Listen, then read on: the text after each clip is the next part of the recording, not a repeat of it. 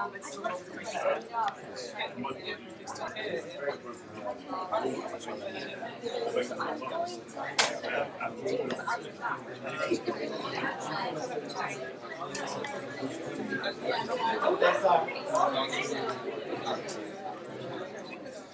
we're structured in terms of which we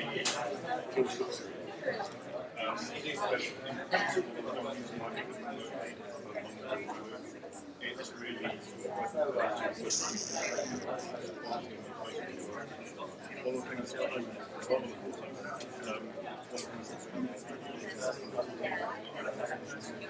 shifting so that there are things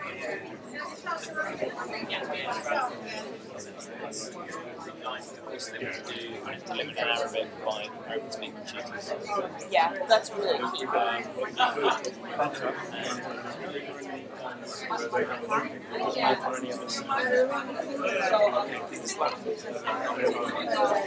So, Will you please take your seats now? Back again, thanks. Yeah,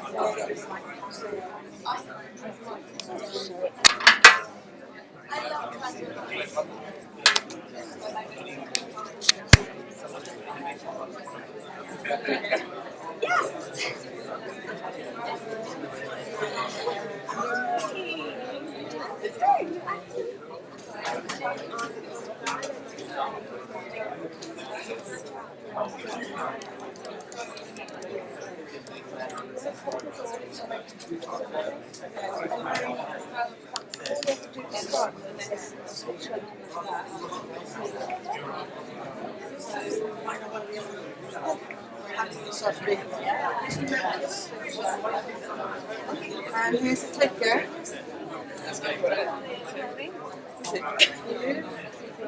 And then the final mic is.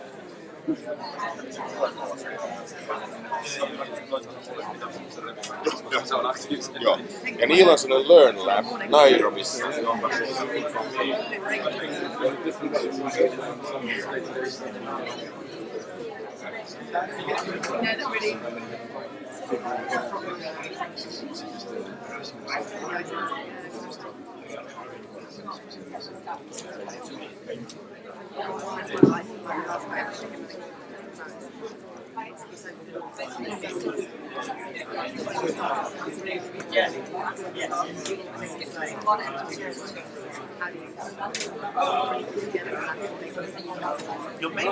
Hello. Okay, everybody, this is me.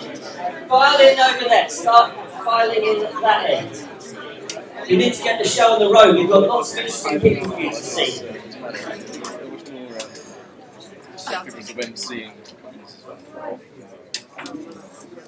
Where's Al?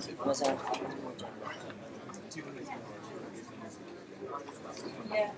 Come on in, there's seats here in front, there's seats over here.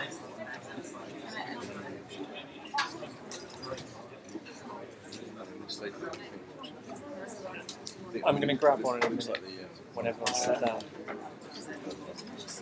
Yeah. Purely by Come on in, go that way, go that way.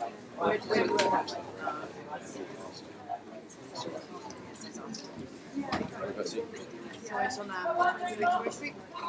So like basically just down here, basically down the bank station and then right down there. So you, yeah. Yeah, it's not far. Direction, yeah. Past the Guildhall. Yeah, that's not far. Is it the main central office? No, it's not. It's the main central office. The office right there.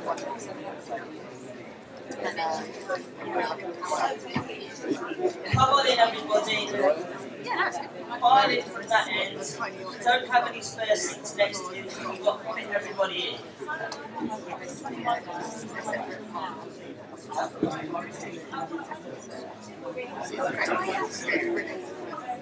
So 10 minutes between Come on in. File in that way. Yeah, so we're doing it. Project management. Right, Yeah. now we heard from Hassan earlier, who is a refugee who made it here from Syria. And that was a very moving and also very interesting exposition about kinds of things that refugees face, especially from the tech side, but also from the actual sheer physical aspects of how you actually get around and get information. Now we're going to hear from a UK refugee that made it to the UK this September, and I'm going to say your name incredibly badly. Zarlasht. Yes. Hey, it worked. Zarlasht Halamzeh? That's almost right. Sorry. She's a former refugee herself, recently back from the Syrian border, where she worked for Save the Children. So please welcome her. Come on.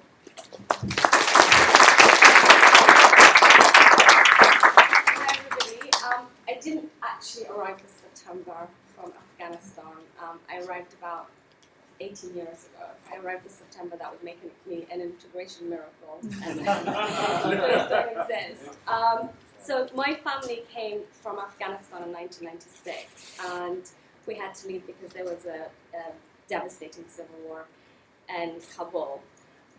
So I just want to tell you a few things that helped me and my family integrate that will hopefully give you an idea of what it's like for refugees to assimilate and become part of society. It's an incredibly complex process and it differs from demographic to demographic. So just to give you an idea, this is the refugee asylum application in the UK in terms of country. And I just want to give you an example in terms of how different it is between demographics. So you have Afghans and Iranians that are coming into the UK. And they speak the same language. They're both Muslim countries. But there are huge differences between the two demographics in terms of culture, in terms of their needs. So Iranians have, there's about 93% literacy among adults. In Afghanistan, it's about 30, it goes down to 18 in females. So when you're approaching integration and thinking about how people can access society and services, there are very, very different needs.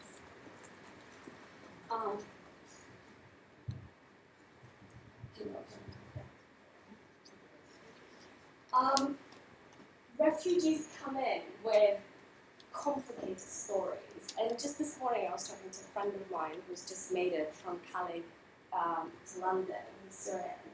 And he showed me a picture of his uncle's garden before the war, and a picture of the garden after the war. And I just thought it was such a powerful image of demonstrating what people who are arriving here have been through, what kind of experiences they've had to deal with.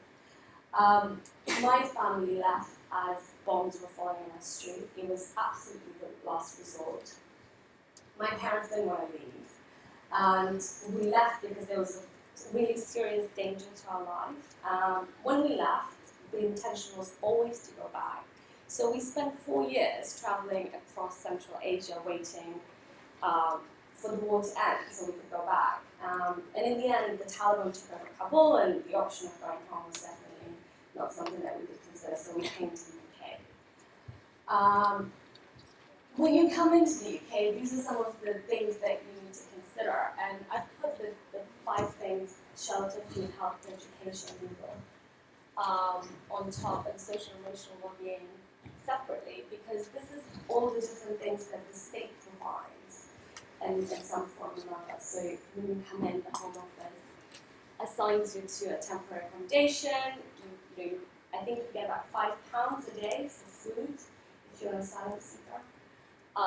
You have access to healthcare. You have very little access to education.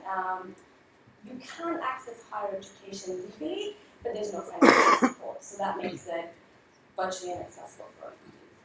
And then social and emotional well-being, which is where I think the most important bit about integrating. Coming in, most people don't speak English, so that's already a huge barrier to integrating. You don't have anything to do, So I remember the first few months of being in London, I was really, really bored because we were in a temporary accommodation in central London. We didn't really have anything to do. We didn't know anybody.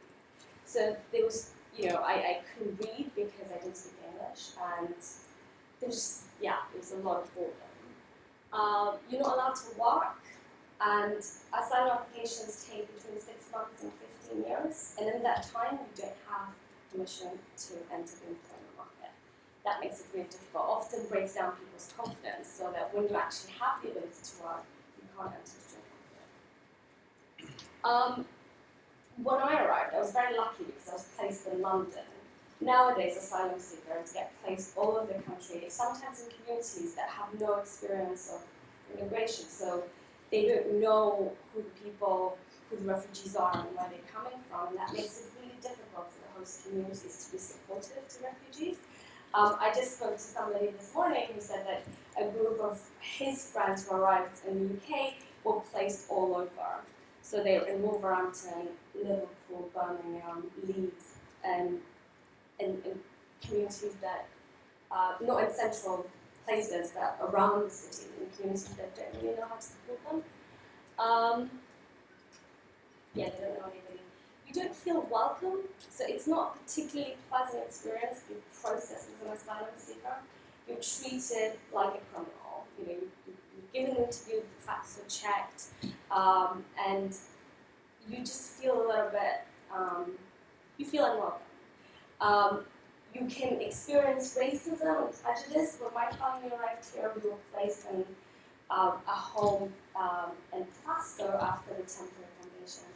And the street that we were on was full of people from National Front. And at the time, we didn't know what National Front was.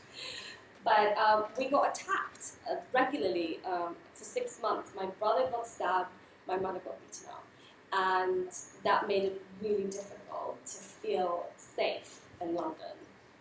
You don't understand British culture. It's one of the little subtle things that make it difficult. So our neighbour invited my mother, who's a practicing Muslim, into their home, but offered her a glass of wine. And my mum was just a little bit like, oh, I can't really accept that, I can't really be here. And it's just those little kind of subtle things that make it difficult for the communities to interact with refugees. You don't really have anything, because you don't know people, you don't get invited anywhere, you don't have any social events in the calendar. Makes it difficult. Okay, so in terms of need, it's very different for different ages. I'm the eldest of 5 siblings, and all 5 of us are pretty integrated. We all speak English, we all work, we've all gone to university. But my parents have never been able to integrate properly because when you're in your 40s and 50s, the access that you have to people outside of your social circle is very, very limited, and people are already very set in their social circles. And so they've never really been able to become friends with people who are not in their community. Friends who are not Afghan or friends who are not Muslim. So they're very much in that small community. Gender makes a difference. I think when you're a girl or a woman, it's harder sometimes to interact socially because there's a lot of cultural demands on you. So if you come from a conservative country or a conservative culture, it's more difficult to socialize, especially if you're meeting people who go to pubs or clubs or things like that. It's just something that we, in a conservative community, it's not particularly welcomed, so that makes it difficult. There's been a little bit of a fluke in my family in terms of integration. I have some cousins and distant cousins in London, and the girls are much more integrated, and the reason is that they've stayed in education for longer. So as a guy, you're sort of expected to leave school and go to work. But the girls stayed on and went to university, and now we also have professional jobs and have a much wider circle of people. And the boys don't as much, so that's interesting.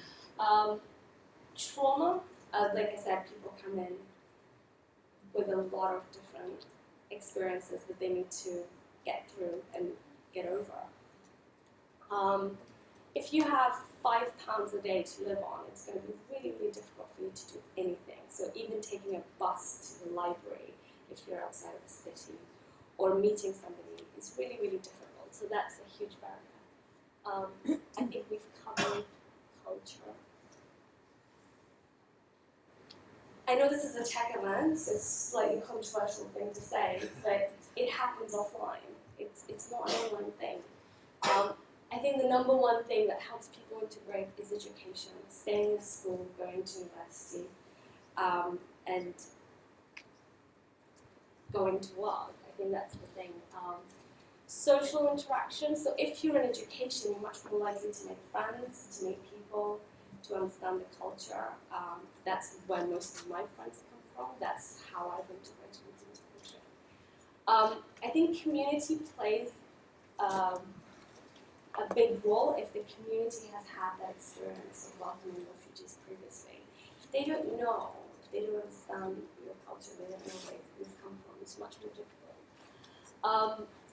Groups, so I'll give you some examples of the things that helped me when I arrived here. I joined the library and I went to a writers group, even though I didn't speak a word of English.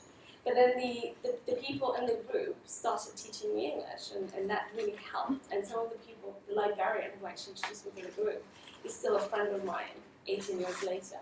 So finding little activities in your community that you can access can make a huge difference. Religious communities. Now, these guys do a great job with people who come in. My mum's two friends outside of her community for about 10 years was these two ladies, Jehovah's Witnesses, who would come into her house every single week and have a cup of tea with her for 2 hours. And you know, she didn't know who they were, or the fact that they were trying to convert her, but she loved them. They would just have a cup of tea and a biscuit and talk about London and how difficult it was to raise teenagers in a city where there was, so much vice. And then my mum's mosque. She goes to a mosque nearby. She does Pilates there. She does yoga. There are nutrition classes. And in that community, she has access to people from Iraq, from Iran, from different places. And that's basically her gateway to the world. I think, I'm not a particularly religious person, but I think religious organizations do quite a lot to help people integrate in this way. I think I had sort of 10 minutes. Plus questions. Yeah, we So need to wrap up. that's me We'll do some done. questions. Okay, let's do some questions. Right, thank you.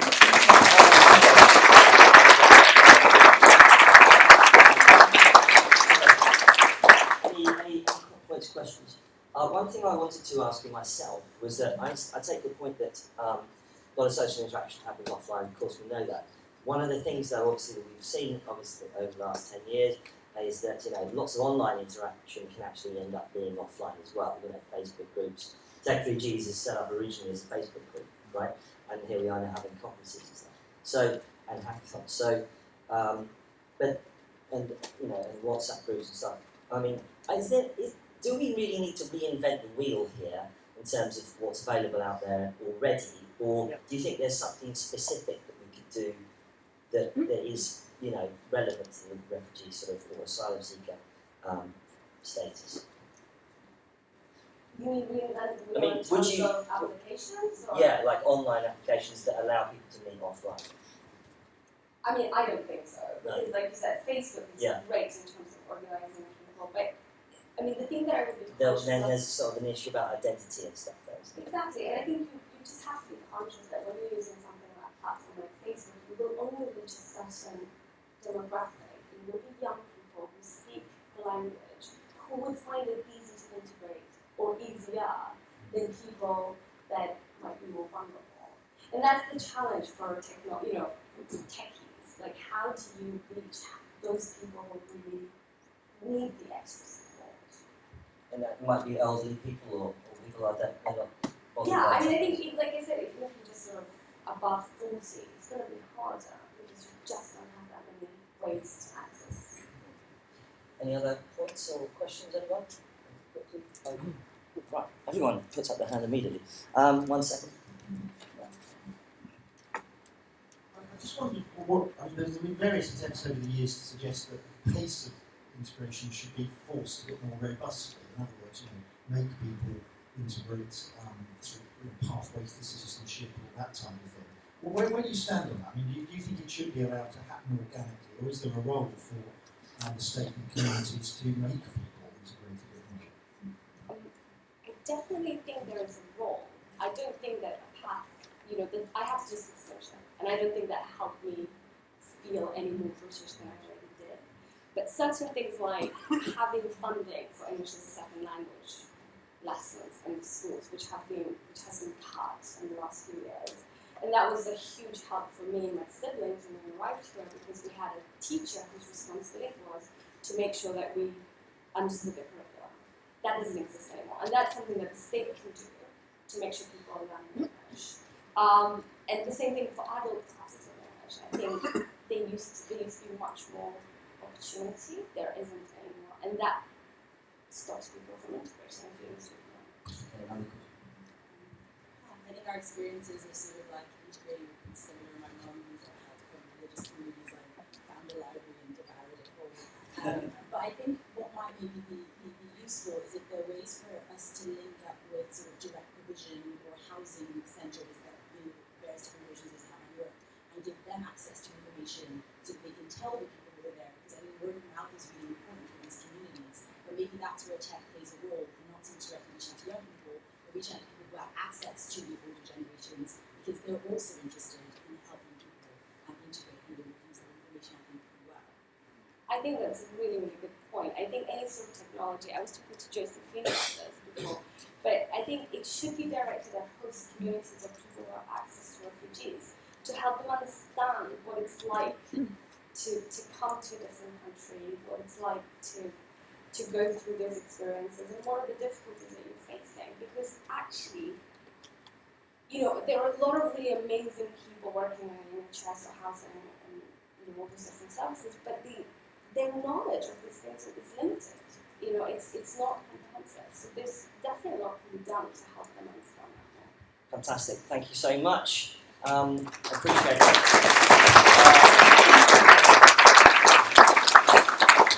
Must be like a Foursquare for libraries or something. I just wanted to do two quick shout-outs. What's your name?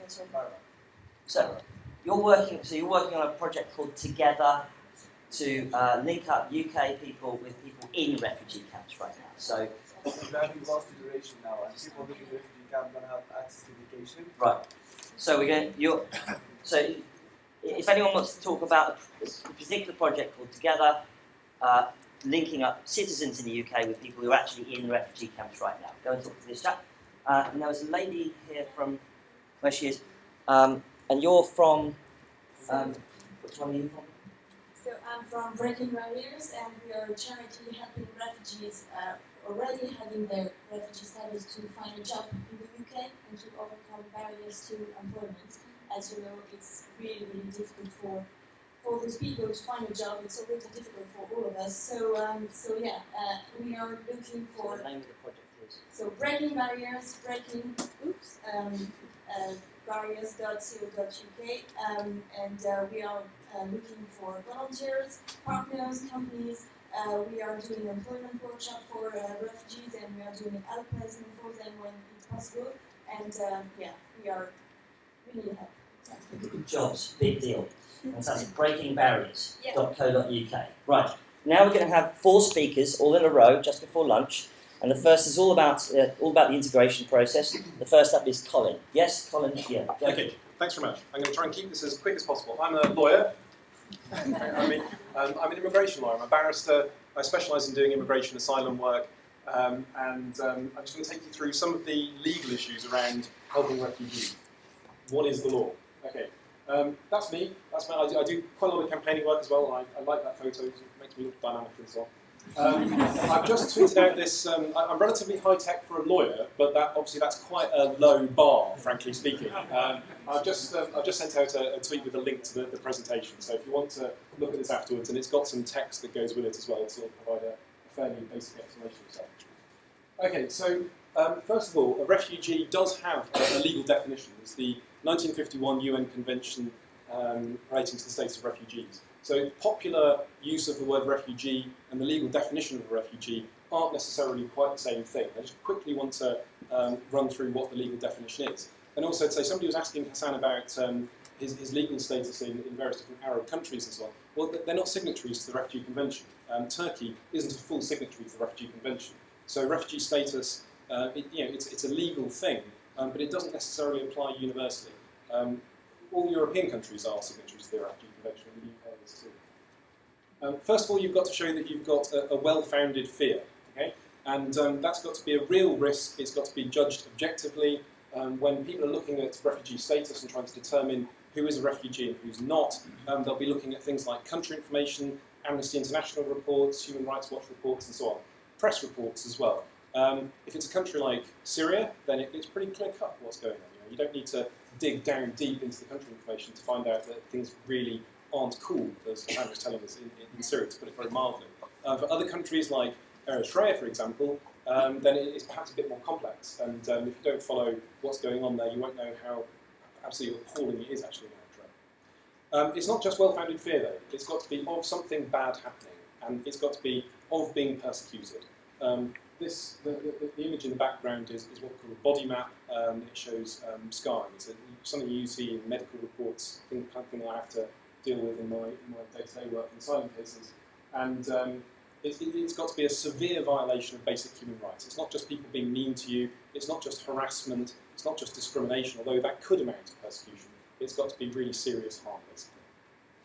It's also, and this is very important in legal terms, it's also got to be for one of 5 reasons, what we call the 5 convention reasons. And if you haven't been persecuted for one of these reasons, then you're not a refugee within the meaning of the Refugee Convention, that 1951 Convention. The reasons are race, religion, nationality, the slightly difficult to define membership of a particular social group. One example of that might be just women in certain countries. Women could be a social group, the law tells us, or political opinion. And a lot of people, of course, the political opinion is the last one on that list, but for a lot of people that's their classic kind of stereotype or archetype of refugee, is a political refugee. But it's not the only one of the 5 convention reasons. You've also got to show that you can't get protection in your home country. Refugee status is sometimes described as surrogate international protection. It's something that the convention offers you protection if you can't get it at home, basically. And you've got to show you can't get protection, but also you can't just relocate to another part of your country, or at least it's not reasonable for you to relocate to another part of your country. So it's not something that you're entitled to unless you can show that there's a real need for it, basically.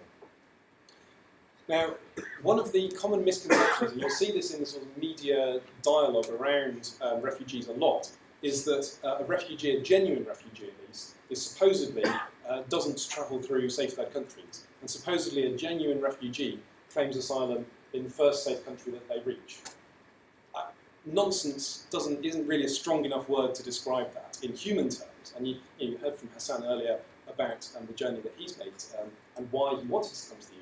There are all sorts of different reasons why people have a particular destination in mind. And also I think we're finding at the moment with the refugee flow that people don't necessarily have a fixed destination in mind, a real endpoint. They kind of their plans change fluidly depending on what's going on and what information they're receiving from Facebook and through the community and so on.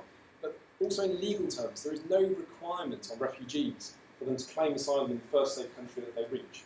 And I've never seen any research that suggests that a genuine refugee actually does claim asylum in the first safe country they reach. It's not a good way of differentiating between a genuine refugee and one who's not a genuine refugee. So there's no legal requirements to make an asylum claim in a safe third country. However, within Europe, there is this system, we've already heard reference to it, called the Dublin system. It's based on something that was originally called the Dublin Convention. It's been reformed over the years. We're now on Dublin 3. And basically the principle behind it is that there's supposedly a common European asylum system which has common standards across Europe. and that wherever you enter the UK and you get registered, and you're supposed to be registered on arrival, that is the country where you're supposed to have your refugee asylum claim decided. So if you arrive in Greece, for example, and now Greece is actually a bit of a moot point because Dublin doesn't really apply to Greece at the moment. But if you arrive, say, in Greece, and then you move on to another country, then under Dublin you're supposed to be sent back to where you started from, basically, and you can't have your claim decided a bit later on.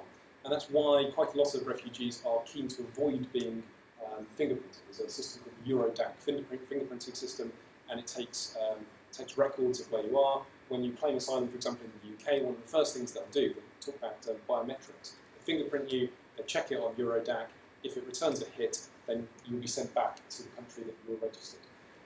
Now that system is starting to break down, along with completely broken down in lots of ways, along with the sort of Schengen free movement system. It's one of the legal instruments that's under real question at the moment. There are exceptions to Dublin, though. So if you've got family members in certain countries, then that could be a reason why you'd be allowed to make your refugee asylum claim there, or even make it from another country and then be moved to that country later on. So there's a sort of hierarchy of criteria that's applied, but at the top of that, and the one that determines it for most people, is basically where you were first registered. Now, the size of these circles in the Venn diagram are, shall we say, not scientifically determined. The point that I really want to make is that refugees want safety and stability. And you hear this kind of dialogue around, is that person an economic refugee, an economic migrant, or are they a refugee? As if you can't be both, as if there's a dichotomy. There isn't. It's nonsense. Most refugees aren't just fleeing for their life. Some are. Some genuinely haven't had time to think about what on earth's going on and what they're doing. Most also want to build a new life for themselves, somewhere safe, somewhere where they can raise their children in safety and stability and get an education for them, somewhere where they'll be able to work. These aren't inconsistent with being a genuine refugee. So I've left a small segment of refugees out there, people who genuinely have to leave in a panic and aren't thinking about things at all, but most refugees are also looking for a life, basically. And that is why people aren't staying in refugee camps in Lebanon and Jordan and other countries around Syria, for example, because there's just no future there. The refugee camps are underfunded, winter's coming, and it's pretty bad news.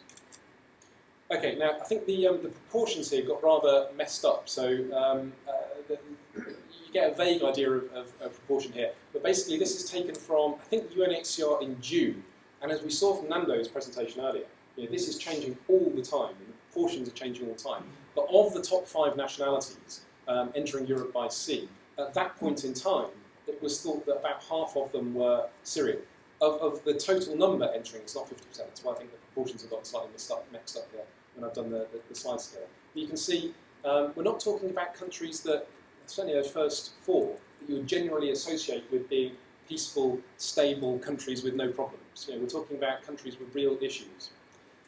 What are the success rates? Now again, these are actually now slightly out of date. I think 2 or 3 days ago there were some new stats published, but in the June statistics, official statistics, 87% of Syrians were being recognised as refugees if they arrived here.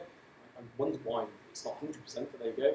73% of Eritreans. Now, Eritreans, that number has plummeted in the last quarter for various different reasons. But at the same time that the number recognised by the Home Office has plummeted, the number that win on appeal has soared. So in fact, pretty much the same number of Eritreans are actually getting asylum. It's just that they're being forced to go through this ridiculous legal process that people like me help them with first. Again, you can see really high success rates there for some nationalities. Okay, now I wanted to quickly talk about what actually happens once you're in the UK. Pretty miserable if you're an asylum seeker. You're not allowed to work. You get allocated accommodation anywhere in the country with no choice. You get very little money, and that compares against it's below subsistence rates, basically. What we give to our own citizens, below subsistence. Legal problems. The problem is that if you're helping refugees cross borders, then you could be in trouble. And it's the glamorous side of things at the moment. Helping people within the UK, that's not the same. But crossing borders is a problem. So, for example, Section 25 of the Immigration Act 1971, assisting unlawful immigration, 14 years maximum sentence. Okay. Now, if you look at the slideshow that I've put online, it's got some of the text to see how that's defined and you can look at it in a bit more detail. Go to jail, this is the inside of a jail, assisting an asylum seeker to enter. Now there are exceptions for certain organisations. It has to be done for gain in order for you to have committed this offence. But again, we're looking at a 14 years maximum sentence. And one gentleman who went over to the jungle in Calais, brought back a child asylum seeker, is being prosecuted. I don't know what under what section, but you're looking at potentially very heavy criminal sentences here. So we've seen go to jail, in jail, this is somebody trying to get out of jail, I think. Also, very serious criminal offence, trafficking for exploitation. Nobody would deliberately be doing that in this room. This is the kind of thing that you need to be a bit worried about if you're helping. So, some slightly bad news there for trying to actually help people into the UK. You want to be very cautious about that. Once people are here, you're fine. More information there on freemovement.org.uk. It's a website that I use to sort of communicate on these issues and also to try and train lawyers. I stick to training lawyers rather than trying to help sort of people directly, trying to improve standards of legal work. Okay, thank you. Thank you.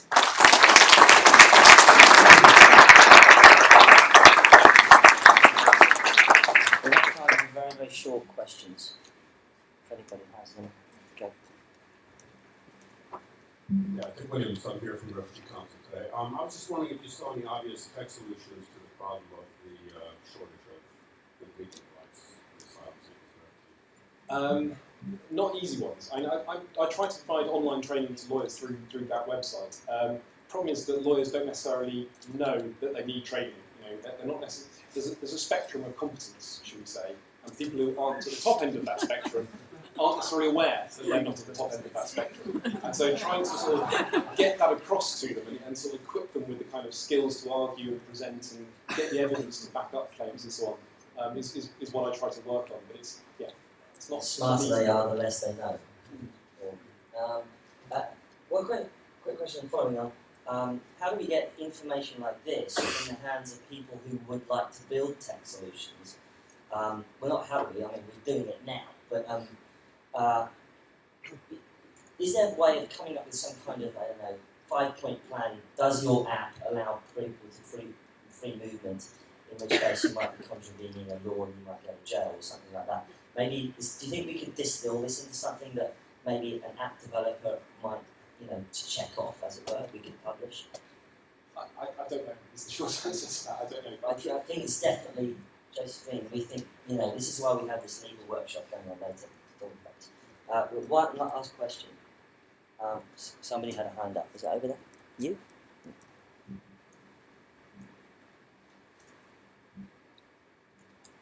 This is maybe a pretty quick question. Regarding employment, is it legal for a UK employer to employ a refugee through an online platform if that refugee has asylum in another country within the EU or elsewhere?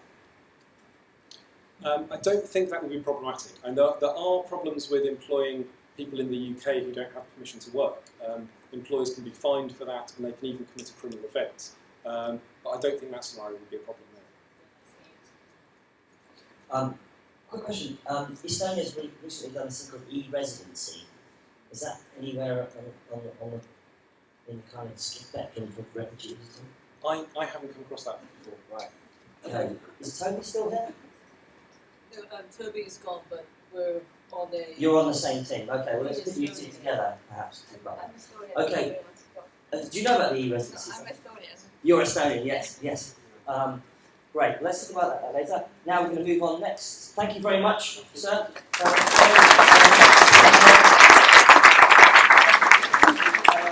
Who's CEO of Refugee Action.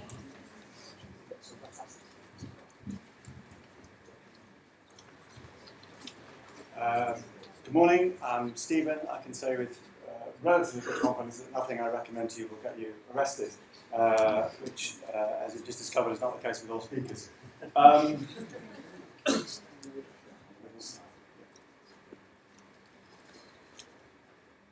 Refugee Action is a UK charity. We've been around for about 35 years.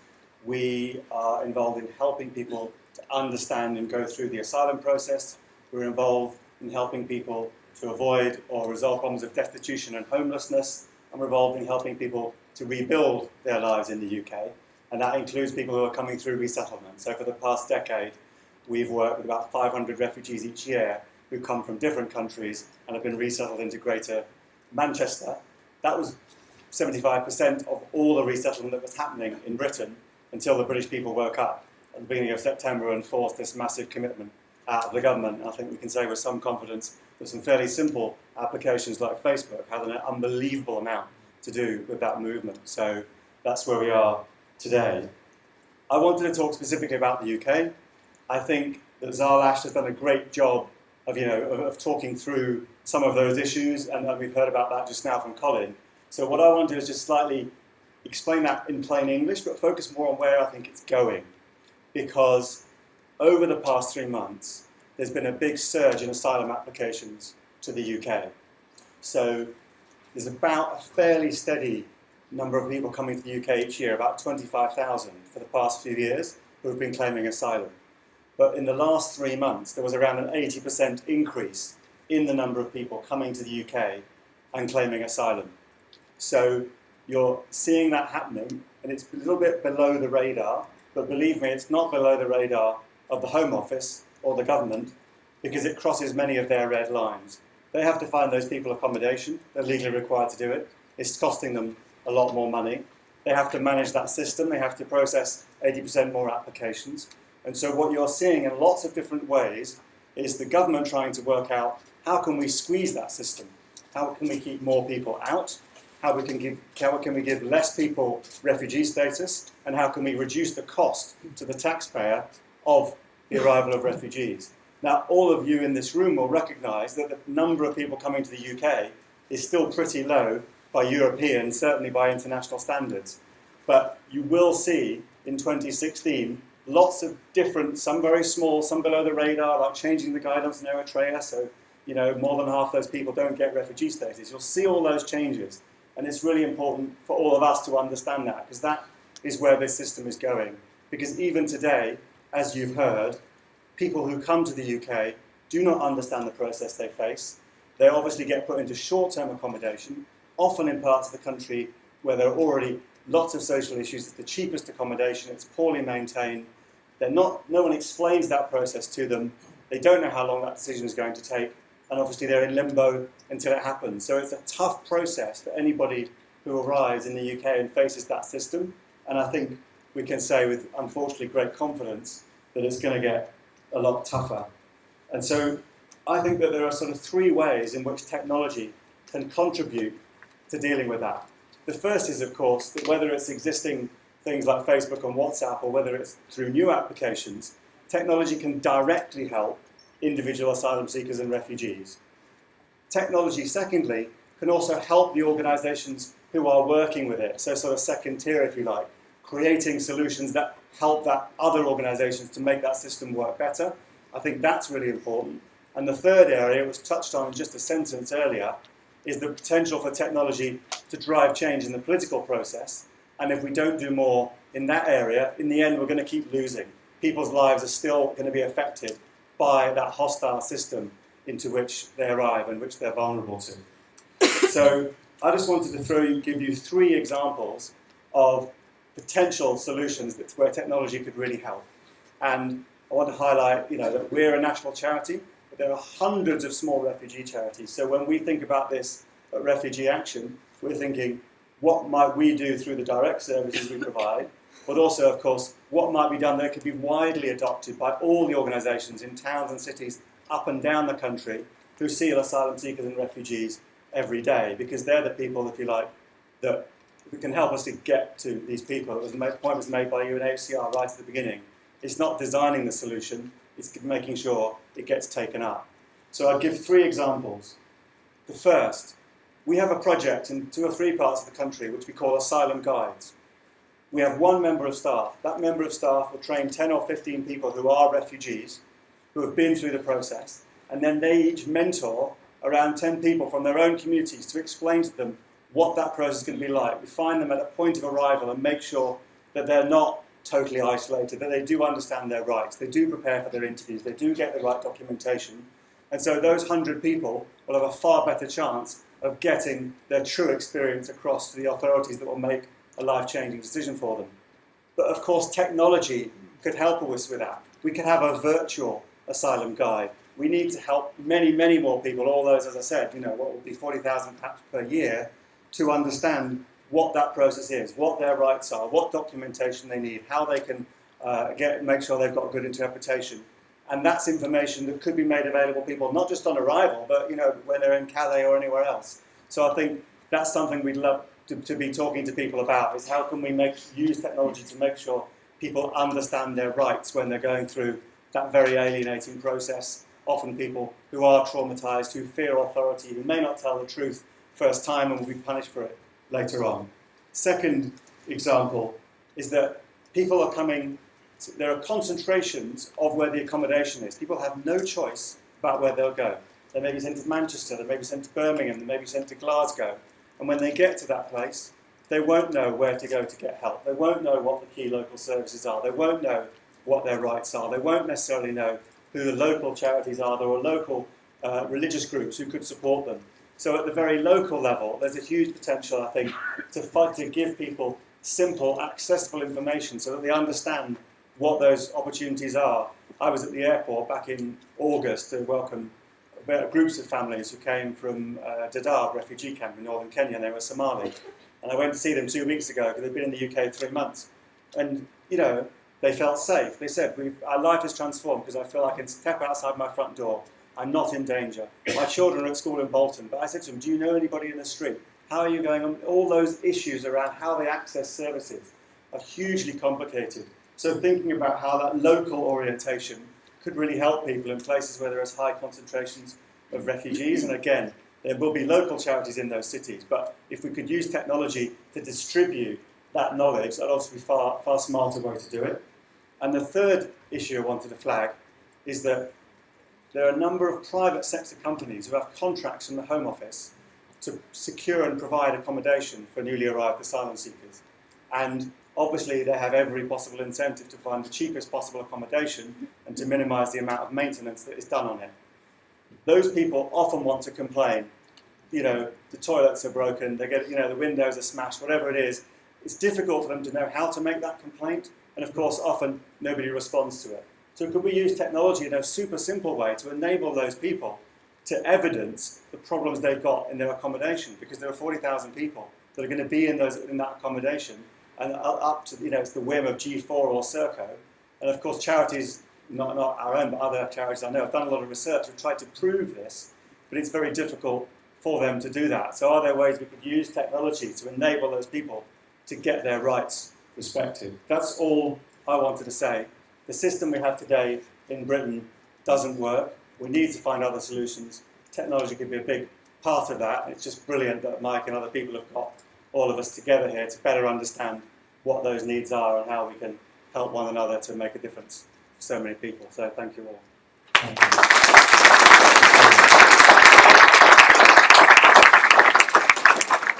Remember, when asking questions, just say who you are, what organisation you're from. Thanks, Mike. Donald Scanlon from stillfurnace.com in Dublin.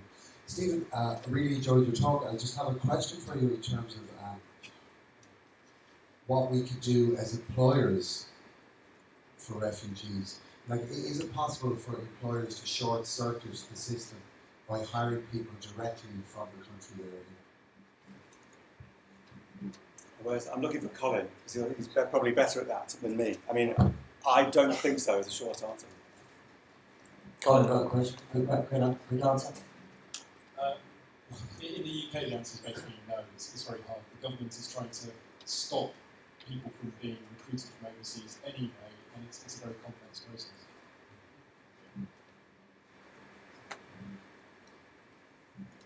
Thank you. Again, Shelby from Refugee. Hey now, my question is, do you have offices where services are available throughout the country, or do you have resources that you would like to see geolocated through the country so that refugees can actually see what sources of information you have in a particular place? We saw earlier when Tim was presenting his sort of maps of the country. So Refugee Action has offices in London, Birmingham, in Manchester, in Bristol. Of course, there are many parts of the country where we don't, but in just about every significant town in the UK, there are charities that are supporting people. You've got a difference between those parts of the country where there is dispersal, where private sector companies are putting people, and many parts of the country where they're not. In London and the South East, the housing is too expensive, so the government doesn't put people there. But when people's asylum claim is refused, they sometimes do come to London, people who are destitute, because obviously there's more potential to find work. So there are lots of different charities, and I think the example Tim gave is that one of his sort of challenges to us all was, how can we share that map better so that people know what help is available and from whom? One of the things we'd like to get your challenge plan, your question for tech platforms, etc. We'll get that published on TechFugees.com. All of the challenges that come up, UNHCR, you have UNICEF. Is UNICEF here? Where's the UNICEF people? Yeah, there you are. Right. So we have a whole UNICEF can come up with a bunch of challenges. We're going to aggregate all of these things so that people can see what they are and publish that to the tech community. I'm afraid we don't have any more time for questions. Thank you very much, Steve. So, we have Sadia Zazai, who's the director of Coventry Refugee and Migrant Centre. Okay, great.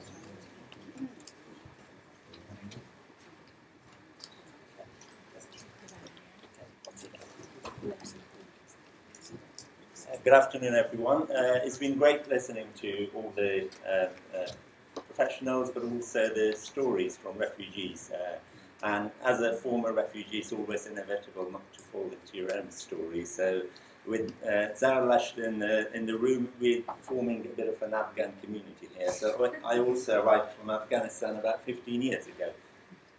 In the back of the lorry, I arrived in Dover with children, women, and about 50 of us. And the first thing that I met was a home office or the police sniffer dog, which almost barked at each and every one of us. So it wasn't a good experience, but then it was after a few days in an accommodation centre, a lady arrived and she said, well, you lots will be sent to Coventry, and she had a bit of a smile on her face. So it took me 2 years to work out why she was smiling.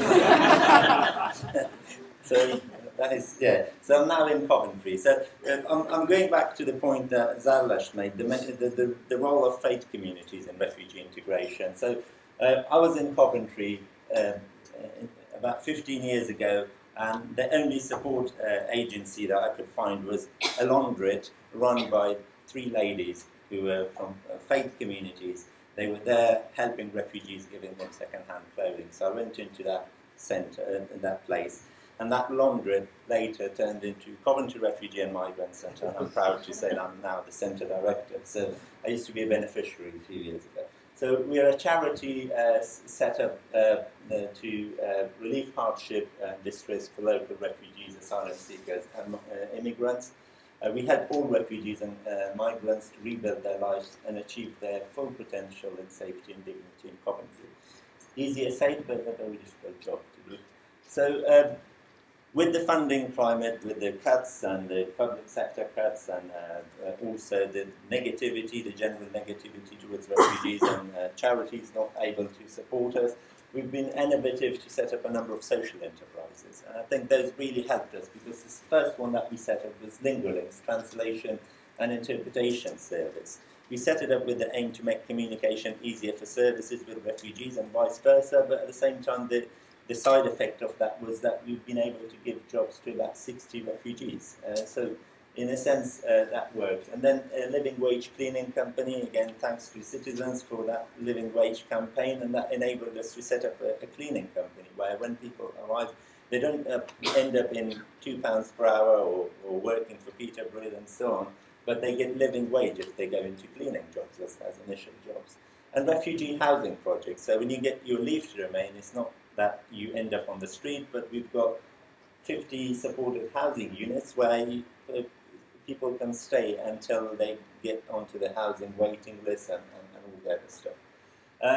And legal advice. So we've set up legal advice service so that in a way, again, we've been able to offer people good quality legal advice, bringing in pro bono support, but at the same time paid legal advisors. So how our services are set up in a way, and how I personally see it as a refugee going through the system, is that sometimes we mix and match things. We just all of a sudden think that, well, we have refugees in this country, food and shelter, forget about everything else, let's accommodate them, let's give them food, and that is what they need. And then we forget about all the inner wounds that they have. So the inner wounds and outer wounds. When I arrived in the UK, the things that were bothering me, nobody could see them. The first thing that was really bothering me was the fact that I didn't know when I would see my family again. But people were thinking about other things. I didn't know whether I would ever see them again because the war was still continuing and the world was going to Afghanistan to sort out the Taliban. I didn't know whether I would see my family again. So, and then other things like, for example, when I started to integrate, I don't know when integration happens actually, it was that sense of belonging, whether I'm accepted or not.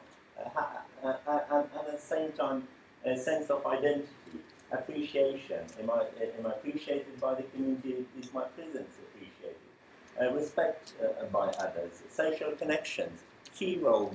Social connections play a very important role because it's not about what you know, but who you know. So Syrians arriving that we work with now, those of them that have some connections in other cities, they will move. And when you ring them or get in touch with them, they're already working because they know somebody to facilitate that kind of first job for them. And employment, I don't want to get through each one of them, but what it is it's very, very important to draw that clear distinction between outer wounds and inner wounds because integration does not happen at just one level. It's not about the immediate, obvious needs that you can see, but there are a plethora of other needs that you may not notice. And if you address all of those, if you kind of like, if we work to kind of address as many as possible of those needs, then you will have Jackie Chan, Mark Chagnall, and Prophet Muhammad and Jesus and so on, because refugees prosper, they integrate, they work hard.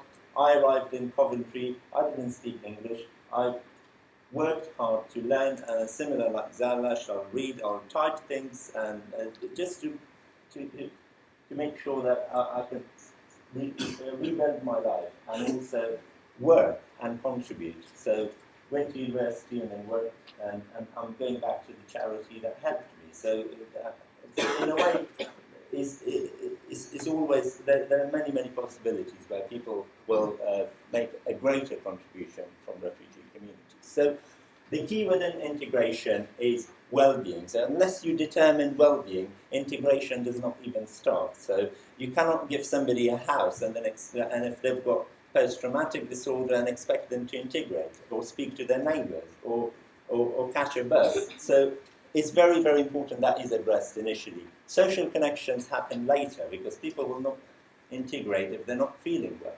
And then integration, obviously, I don't want to talk about that because I just want to say a few more minutes for me to say something else because people talk about integration quite a lot.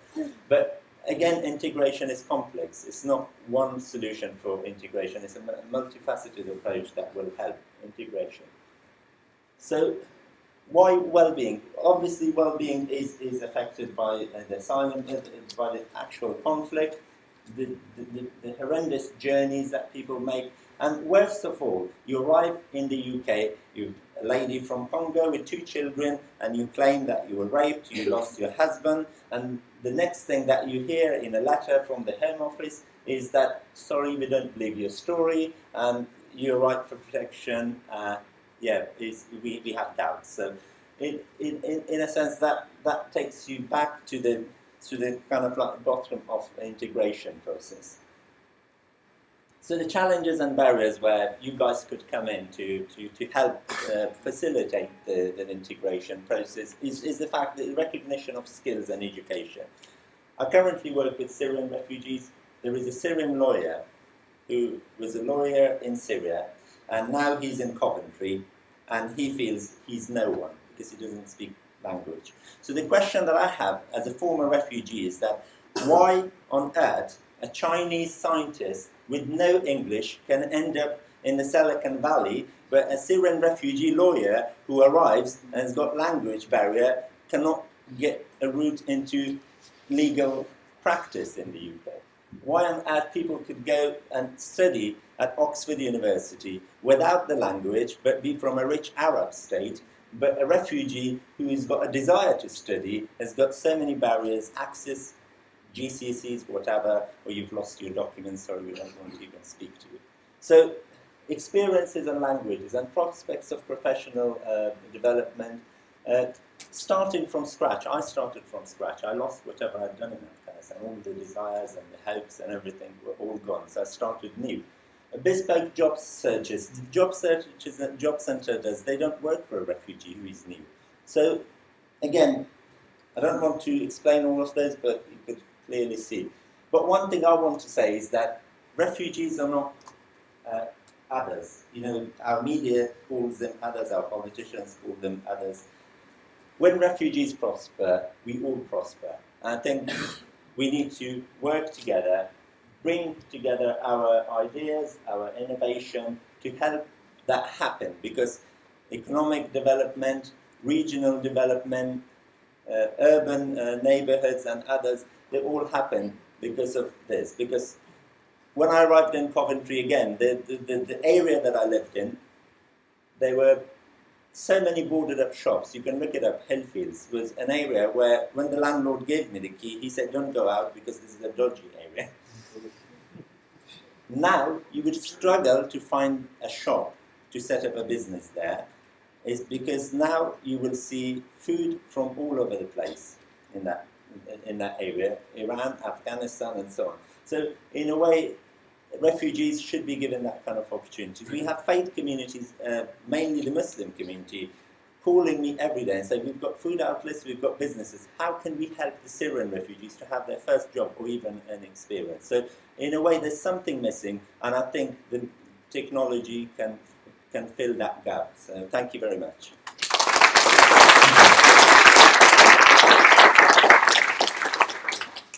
Time for one or two questions. What do you see?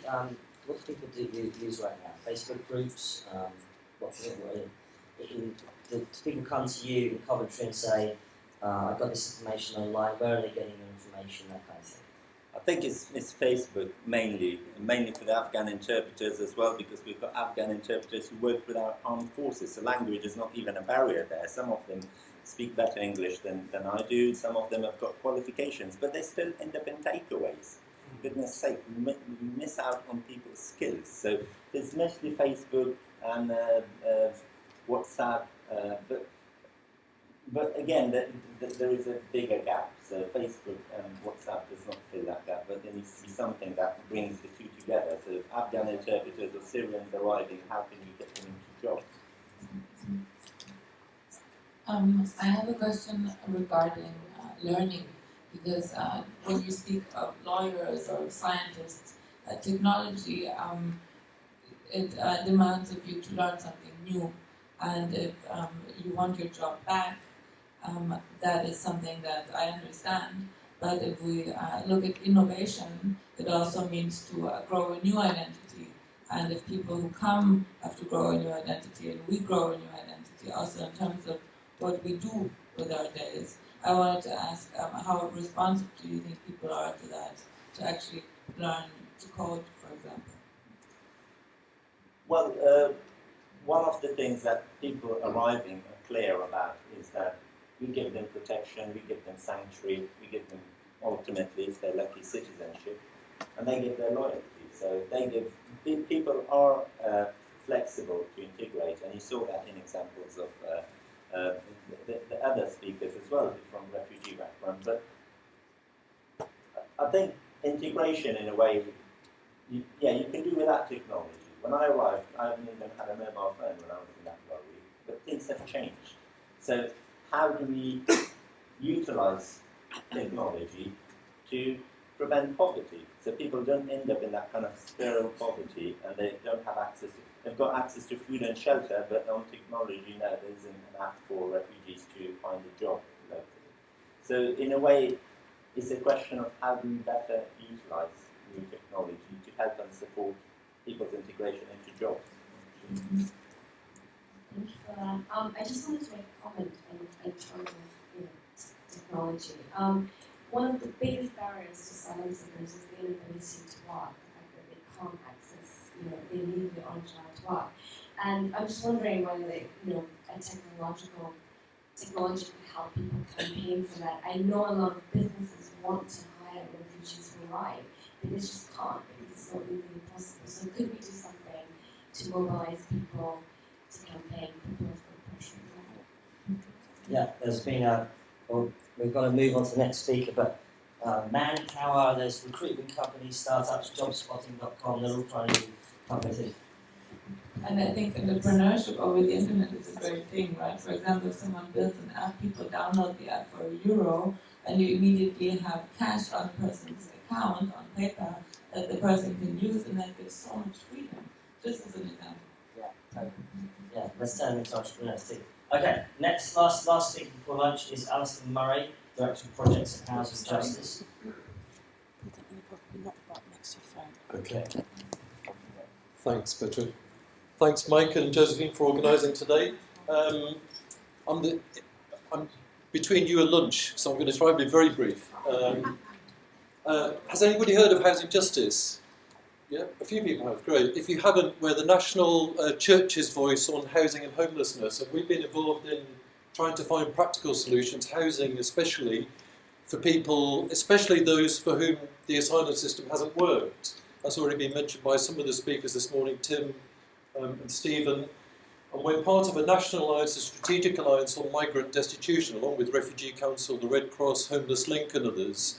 And I think all of this is in the context of, as Theresa May said, trying to make the UK less welcoming to people arriving here. So we're kind of standing a bit in that gap, both practically and politically, and trying to add our voice to others in terms of speaking up for the needs of people that we've already been hearing quite a bit about this morning. But one of the most pressing needs is when people have been failed by the asylum system, when people have been turned down, but who do have a proper claim, basically they don't get any help at all. They're left in complete limbo. There's other categories of people too. I think that's next to my phone, isn't it? I'll just put that there. There's other categories of people too, including people who've arrived here as children with families, and once they reach 18, they have some limited status until they're 18, but then they're left, basically, they're told, well, you don't have any right to reside in this country, including young, unaccompanied migrants and refugees. There's another, I'm going to try and just very briefly summarise some of the situations without taking too long in each one, but some people are here on visas that depend upon them being with their spouses who have the right to reside. So if a relationship breaks down, people are left in limbo again. So there's many different categories of people who are undocumented or who have no right to reside, and the route into integration basically is through advocacy and casework. Those are key points, and I don't think there's necessarily tech answers to that, because it involves people who know about the system, people who can accompany people through the system who are in need. But while that is happening, people are destitute and homeless often, or reliant upon people within their own communities, within their own faith groups, within their own networks. And this is, I think, where our work as churches and as people involved in responding to this crisis is really focusing. So we've set up a project in partnership with others called London Hosting. If you put London Hosting, you'll find all kinds of techie hosting things on there. This is a practical hosting that we're talking about, people who are willing to share a spare room in their home, or even a sofa bed, as part of the London Hosting project. We're part of a number of different initiatives nationally that are doing this. The national network is called, not the most wonderful of acronyms, but NACOM, which stands for No Accommodation, and they are the national network, which is started by Boas Trust up in Manchester. There are others as well, but we are working to try and organise hosting here in London for people who are basically in limbo, people who don't have status, people who don't have a right to reside. So the question earlier from somebody who said we had a room and we wanted to offer it to somebody who was a Syrian refugee. Most of the people who need rooms are not Syrian refugees, as we've already heard, but people from Iran, from Eritrea, people who've just been failed by the system, essentially. So this hosting project, please consider it in your tech solutions, because I think technology does have something to offer here. So like the other speakers, I'll try and frame a couple of the questions. One is for people to register and to put down details that they have a room to share, or perhaps you might be in the fortunate position of having a house to share, even better. We're looking for people voluntarily offering up rooms and accommodation for people in that situation. It's not just a simple project of saying that you've got a room to spare and here's a refugee, let's put you together. Because there's a certain amount of safeguarding that has to be done, really. So we do, with our limited resources, we have one volunteer and one worker 1 day a week working on this. So we're visiting people who are applying and saying we're interested in being hosts, and interviewing them, doing background checks, doing kind of, appraising them of the situation and what's required.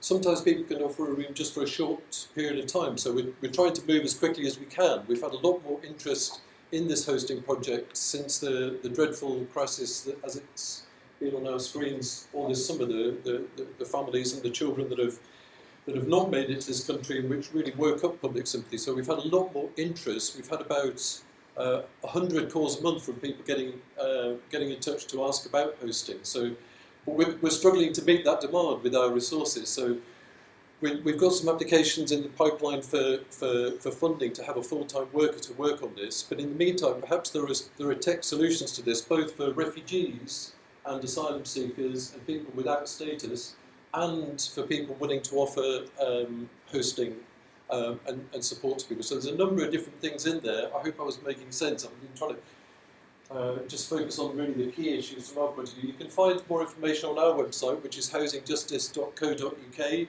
or if you put London Hosting WordPress, it's a WordPress site which has information about the, has applications for people who are interested in hosting, a bit more detail, a few frequently asked questions about hosting, and we're trying to sort of match up the need with basically a voluntary response. While hosting takes place, we are building a destitution fund, because while people are in that situation, they need a little bit of money for travel, for phone cards and that sort of thing. So we're trying to fund people who are destitute, basically, £25 a week to cover their essential costs, while also steering people towards the Red Cross and other places. I mean, £25 a week doesn't go very far in London, but it's one of the ways that I think there are various elements that make for successful hosting. And if people don't have any money and somebody's offering a room to them, basically they're just sitting in the room, they've got no access to any other help. So we're trying to raise funds for that as well. So that's the very short version. Thank you.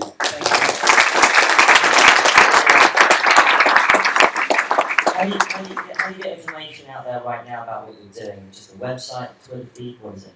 Yeah, well, you can follow Housing Justice. I'm the one that usually does that, and also London Hosting WordPress or housingjustice.co.uk.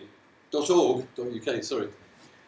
Couldn't even remember the web address. We can sort out that URL for you today. Any questions? Any points?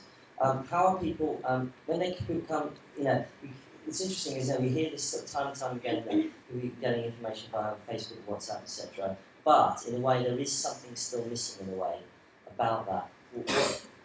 Is that when people come to you, is that what they're doing? Is that how they're getting their information, or what are they doing?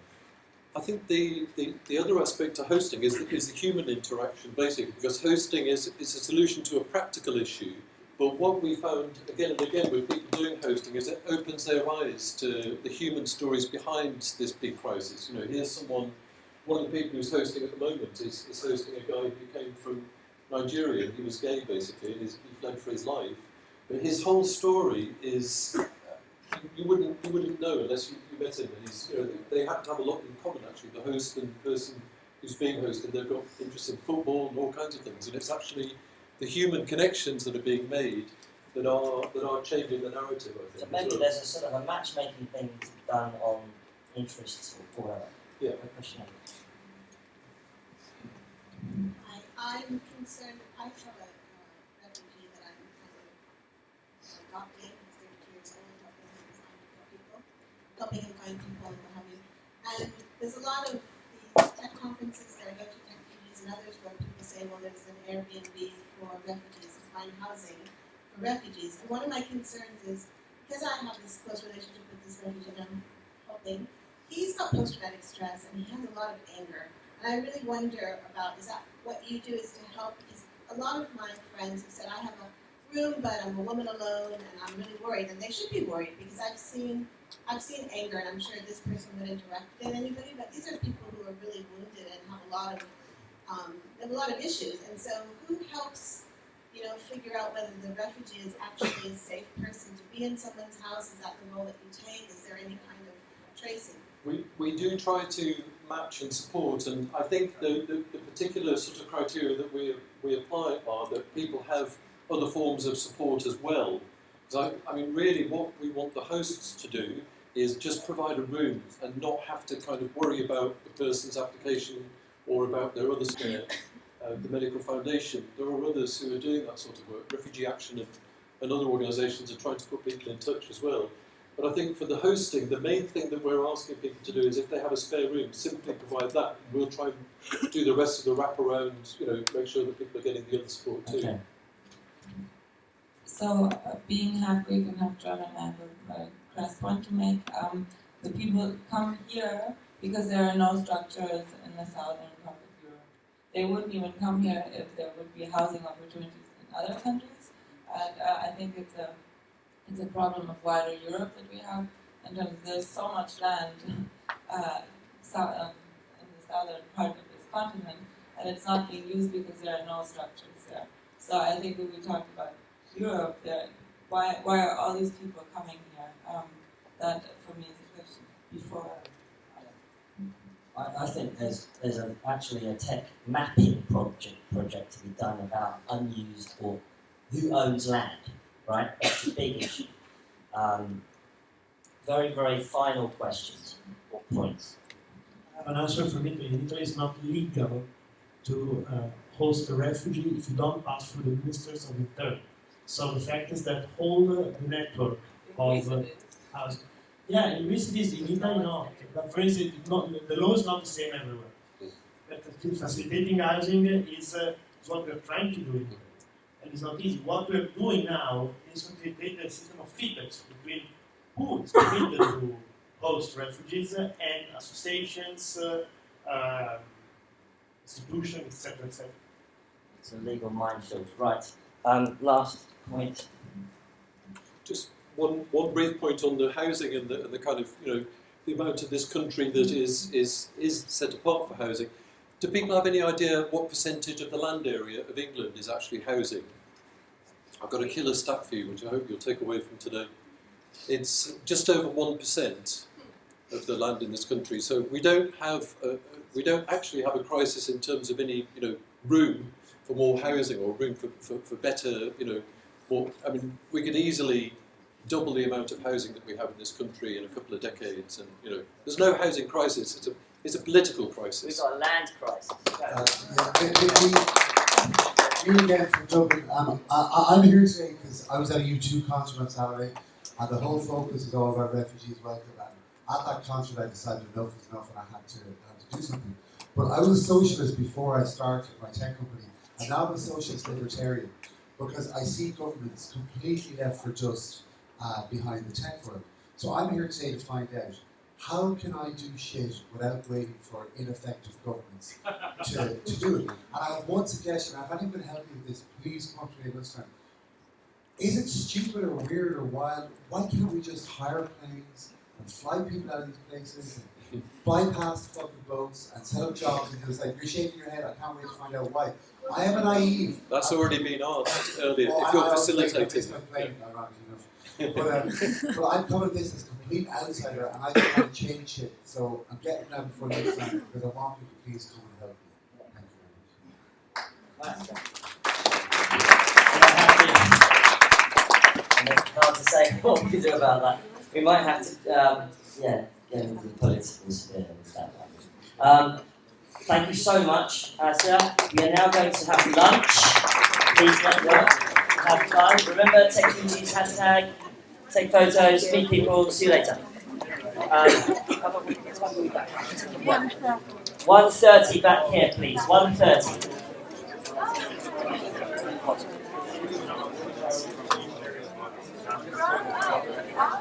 got taken offline. I noticed it wasn't streaming anymore. The what? Yeah. What? Sorry, I'm Can you screen grab that? Yeah, I'll screen grab it, yeah. YouTube community? Yeah, so it must have been someone who was watching the live stream. What? It must have been someone who was watching the live stream. Oh my god. Because that's the one that got Screen flagged. grab that and send that to me. I will. Send that screen grab to me on email. Yeah. Well, it's never, that's one. Sorry, just myself. I'm a friend of Benedetta Arese. I'm a friend of Benedetta Arese. She's the one Benedetta Arese. Oh, Benedetta, oh yeah, who did the TechFugees and yeah. About 10 minutes ago, because I've been watching on and off, and then I noticed it wasn't streaming. I thought it was a technical problem, but it's not. So they even give any details to what station? No. But it must have been someone who was. What's that? So, sorry, I'm just.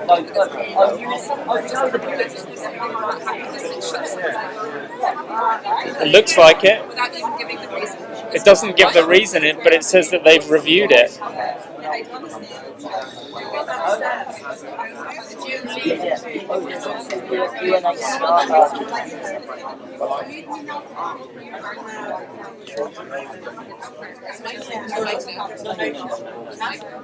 Yeah, he knows well enough.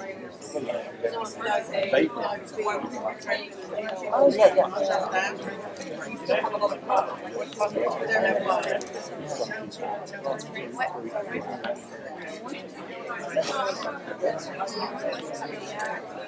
How many viewers were on it before?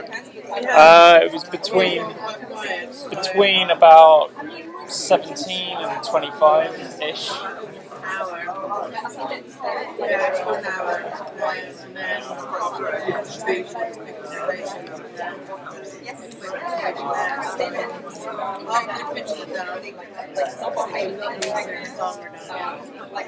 At least from my side,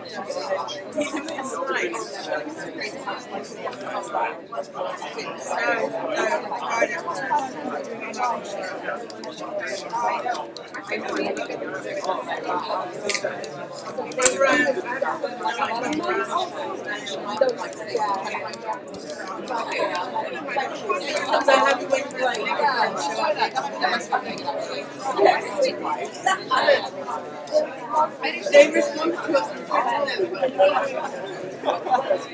send us your assignment number and we'll sort you out. Like, it's too late, we're already here, we're in the middle of the event. I got into an office with them.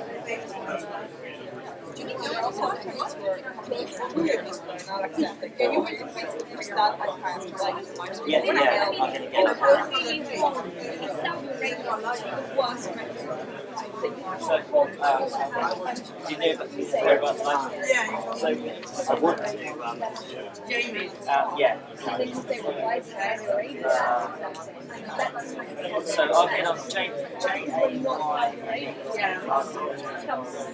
Channel settings.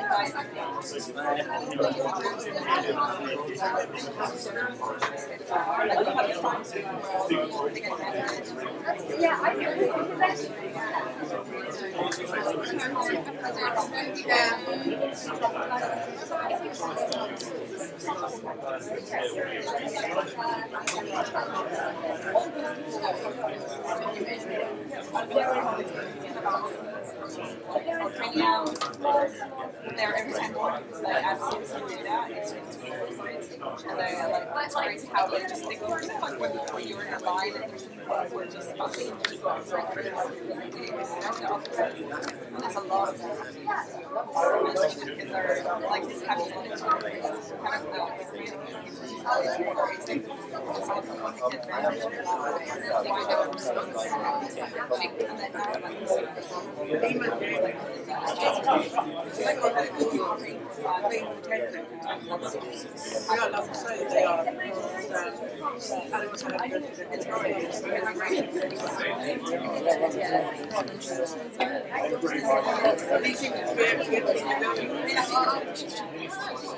this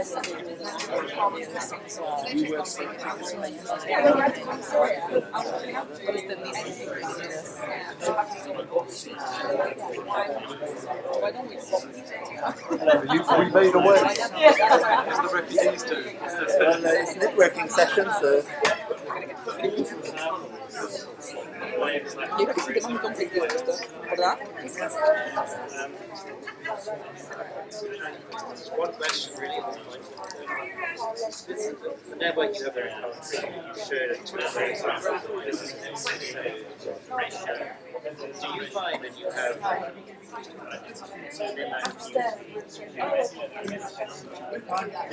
Everyone in here, if you want to have lunch, go out and get lunch because we want you to come back. We want you to eat something. Go and eat something. And then come back. We only got half an hour. Eat something. We're working with the in terms of the UNHCR, we're currently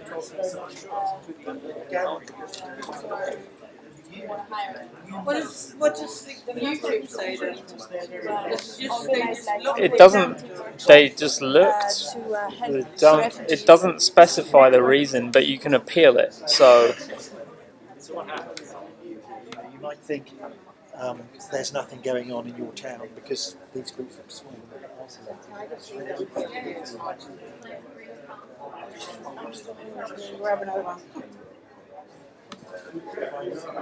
Channel settings.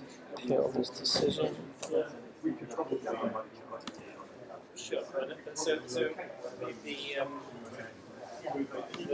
thought here is that people can bring money together to help these sort of people move from a point where they're kind of not invested. Yeah. But to have more relational interaction. Yeah. That gap. Yeah, it's narrowing. Yeah, it's narrowing. Yeah.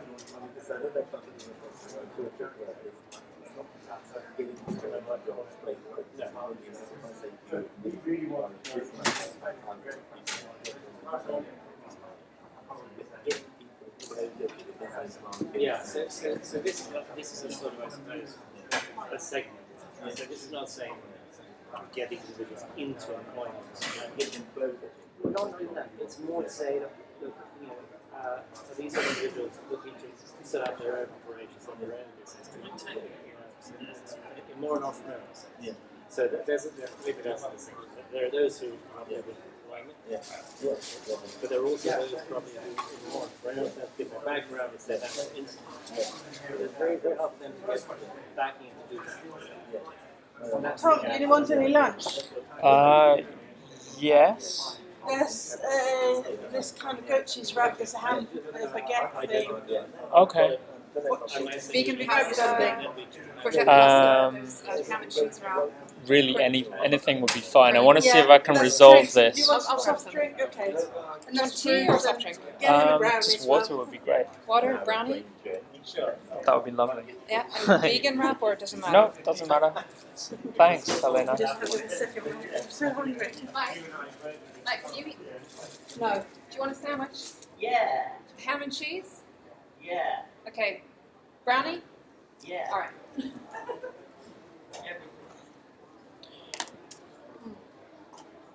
This guy is following around. No, I can't take a lot. Yeah, that was actually my next question, which is... Yeah. Going to go through all the presentations for the next session. Okay. What's the data like you get about whether... I don't get this at all. Appeal this decision. Okay. You may only appeal each video once. What do you mean? Well, you can appeal their decision to take it offline, but you can only appeal it once. So let's just check community They're guidelines. reviewing the content. They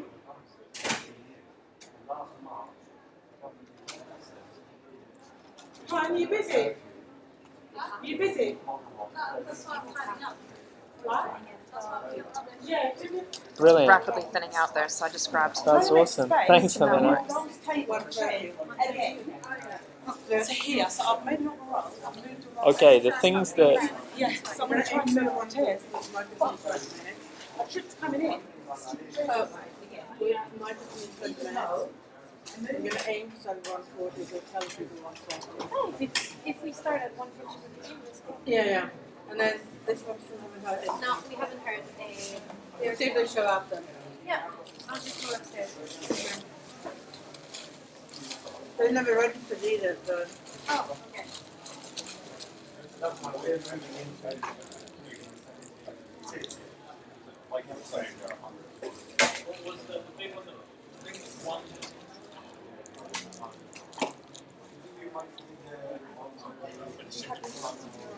I'm good. Yeah. These are still fresh. Those eh? are fine. The other one's needs to be taken out and made, yeah. I don't know whose this is. Okay, I'll keep that for you. I bent down earlier. This hit me. I don't know. I don't know. This is someone in the community. She didn't like content. but I'm looking at the guidelines here. Yeah. Yeah, because the ones in front have come back. Nudity or sexual content, no. Those 5. Harmful or dangerous content, no. Violent or graphic content, no. Copyright, no. Hateful content, no. Threats, spam, misleading metadata, and scams. No.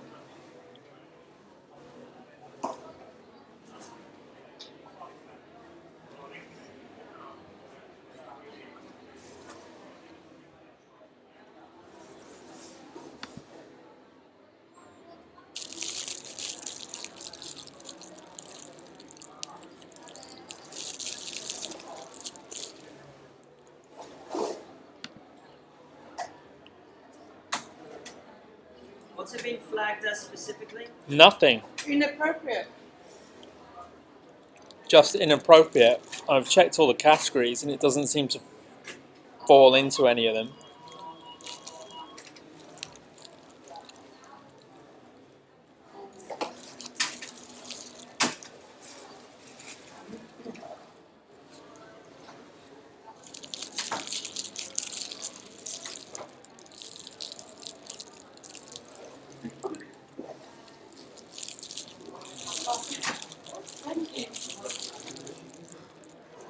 What happened? The whole live stream's gone down because someone flagged there's something inappropriate on YouTube. There's nothing inappropriate.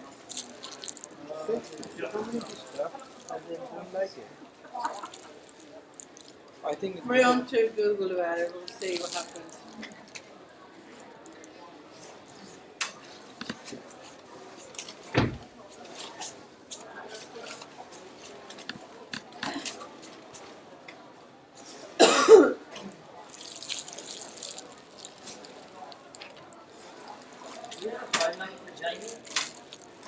I can double check.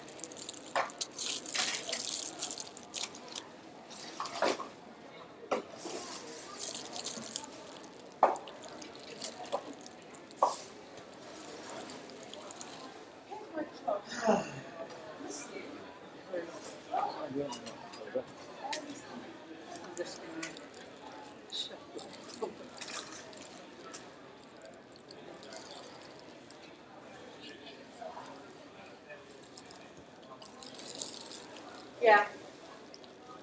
079. Okay.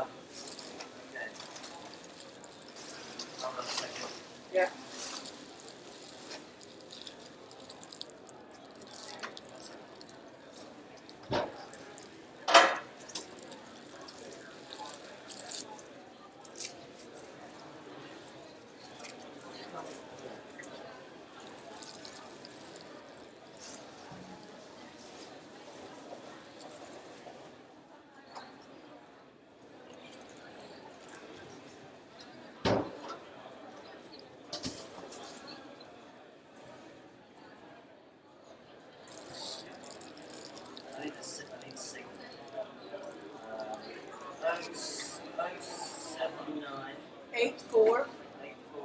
088 Yeah. 115.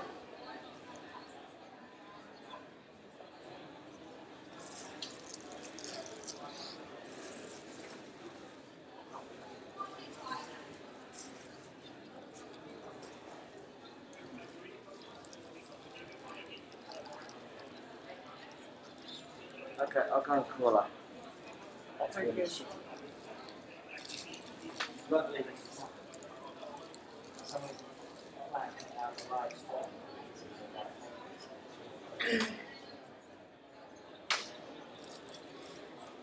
It worked too smoothly today, the live feed after then.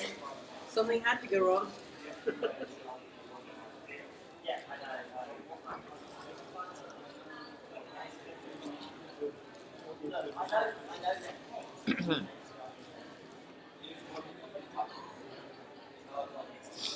Yes, tensions are running high today because there's a Syria vote, so someone might have got a bee in their bonnet about it. Yeah.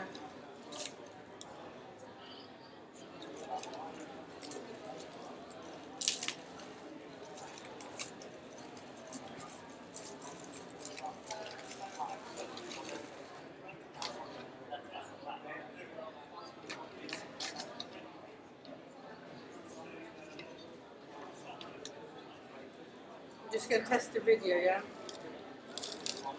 Alright. No sound on this one. She's going to talk, it's just a demo, live demo, well, it's a recorded demo. She's just talking over it, it's working, so.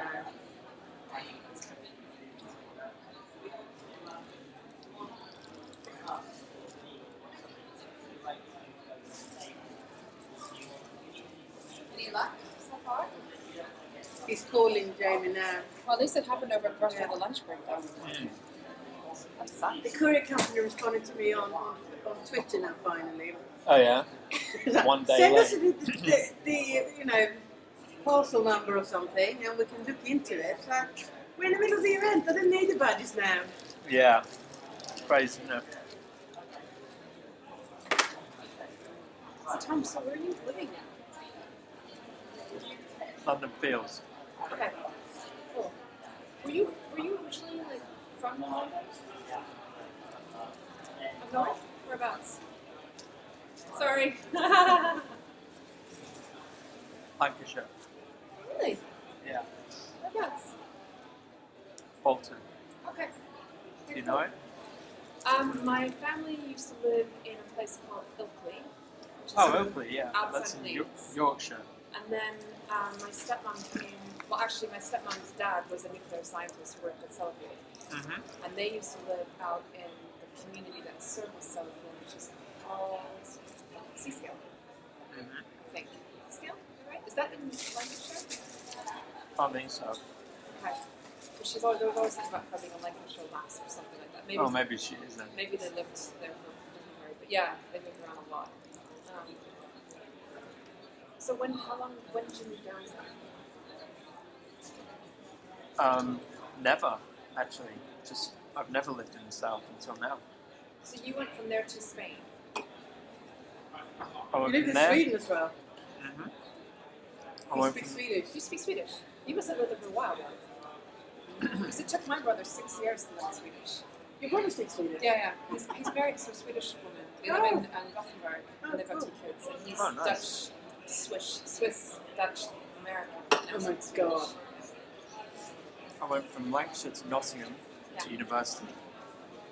Stayed in Nottingham for a little while, then I went to Tokyo. Oh wait, no I didn't. Spent half my last year at university in Norway. That's where I started learning Scandinavian languages. Mm-hmm. Then I came back, graduated, went to Sweden for a few months, came back to Nottingham, worked there for a bit, then I went to Tokyo, lived in Tokyo for 2 years. Is that where you did the whole judo thing? I was doing a lot of judo in Tokyo, yeah. That was one of the reasons why I went there. Yeah. Then from Tokyo I went to Kuala Lumpur, lived in Kuala Lumpur for 4.5 years. You live in Kuala Wow. Yeah, and then from there to Barcelona via France for a bit. And I lived- How are you getting all the work visas from these things? was it you just freelanced? Japan, I was working as a teacher. Yeah. So they provided my visa, and then I worked for the British Council in Malaysia. And while I was there, I set up my own business, which was perfectly legitimate because I set up a company there. And then I was doing my own business on the side, and then I eventually quit my teaching job, and I've been working for myself since then. Is this design? Well, originally I was doing photography, Yeah. so it was just photography for a while. Then I started getting into video production, and then a production company, and now I have two companies, and we do various different things. One company is basically me working as a director, doing music videos, fashion photography, That's cool. that sort of thing. And then the other company, I saw you something about sort of making music videos. yeah, that's right, yeah. Yeah.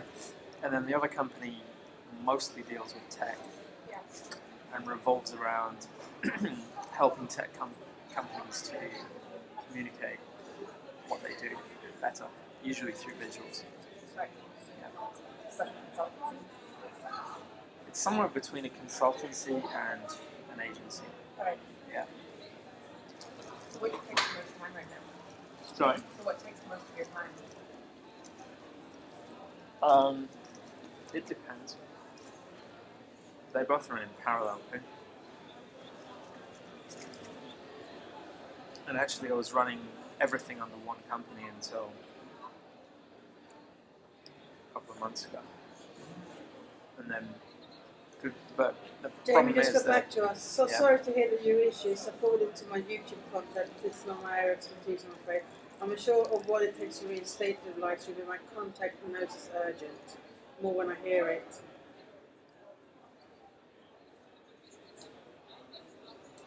We'll wait.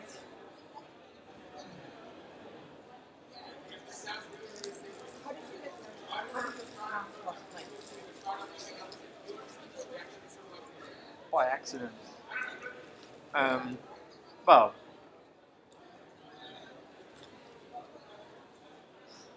when I first moved to Barcelona, I wanted to do some voluntary stuff, and I just started using Twitter. And through Twitter, I found out about Twestival. Oh, with Elizabeth. Well, Amanda actually. Yeah. Was, yeah. Yeah. So I did a Twestival in Barcelona, and through that I got hooked up with Hermione Way, who then told me, to cut a very long, complicated story short. I can see the connection completely. Yes. During Mobile World Congress, Hermione told me there was an event going on that I might want to go to, and at the time, I was just starting to get interested in video. Was this a TechCrunch event? It was a TechCrunch event in Barcelona. Yes, that was when I first met you. Oh, in the Hotel 18. Yeah, something or other. was that when we met first time? It was, but only very, very briefly. Yeah. Was this And then, No, it was. We did a TechCrunch meetup at Mobile World Congress. this was in like I 2008. organised it both times. That's the first 2009. time. But the second time I had chest infections. I couldn't fly, so Bex, poor her, had to fly on her own and do the event on her own. So, this is the funny bit. Hermione,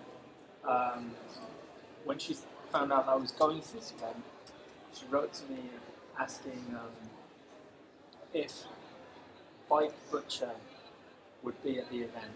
And I wrote back and I said, "What is Bike Butcher?"